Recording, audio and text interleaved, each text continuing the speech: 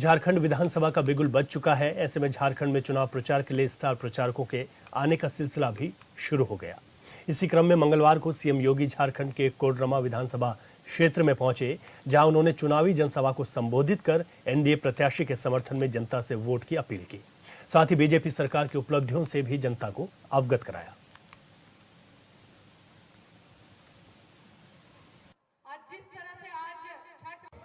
मोदी जी ने कहा, एक लाइन में उन्होंने कहा था, सबका साथ और सबका विकास।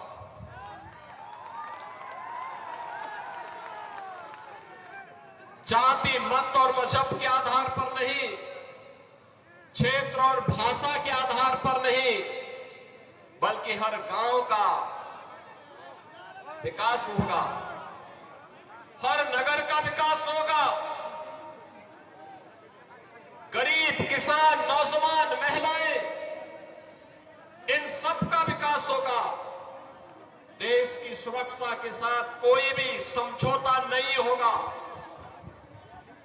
देश का सुरक्षा का मॉडल क्या होना चाहिए, ये आज आप देख रहे होंगे। कांग्रेस की सरकारें हुआ करती थी,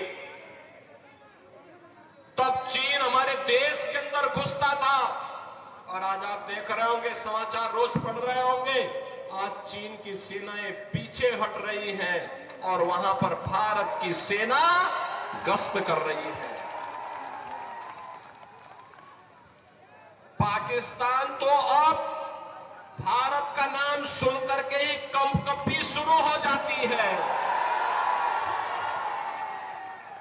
पाकिस्तान को जैसे लगता है अब जब उसको कहीं सुनवाई नहीं होती तो यूएन में कहता है, उसको सपने आते हैं, कहता है कि भारत कभी भी हम पे हमला कर सकता है, हमारी जान बचाओ।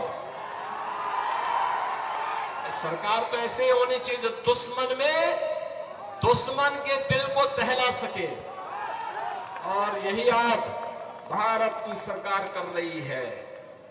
बहनों और भाइयों, देश की सुरक्षा हो या आंतरिक सुरक्षा, आप सोचो, ये कांग्रेस और उसके सहयोगियों ने कश्मीर की समस्या दी थी। मोदी जी ने धारा 370 समाप्त करके कश्मीर की समस्या का समाधान कर दिया। कांग्रेस ने गरीबों को भूखा मरने के लिए छोड़ दिया था, किसानों को आत्महत्या करने के लिए मजबूर कर दिया था। कांग्रेस हो या झारखंड मुक्ति मोर्चा या आरजेडी, इनको जब भी अवसर मिला, इन्होंने गरीबों के पेट पर लात मारने का काम किया, किसानों को आत्महत्या करने के लिए मजबूर किया, नौजवानों को प्लान करने के लिए मजबूर किया, प्राकृतिक संसाधनों पर लूट मचाने का इन्होंने कार्य किया। यही तो करते रहे। प्राकृतिक संसाधनों से भरपूर यह क्षेत्र अभ्रक की खदानों के लिए जाना जाता है।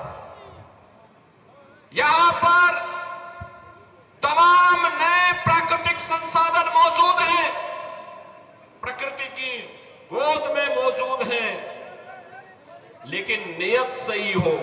एक गरीब को एक ट्रॉली बालू नहीं मिलता घर बनाने के लिए, लेकिन बालू माफिया इस सरकार का संरक्षण प्राप्त करके फल फूल रहे हैं। शराब माफिया फल फूल रहे हैं, वन माफिया और भू माफिया सिर तान करके चल रहे हैं।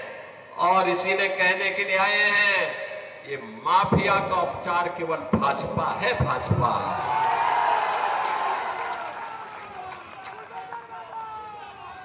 बहनों और भाइयों, 2017 के पहले उत्तर प्रदेश में भी ये माफिया ऐसे सीना तान करके चलते थे, ऐसे चलते थे।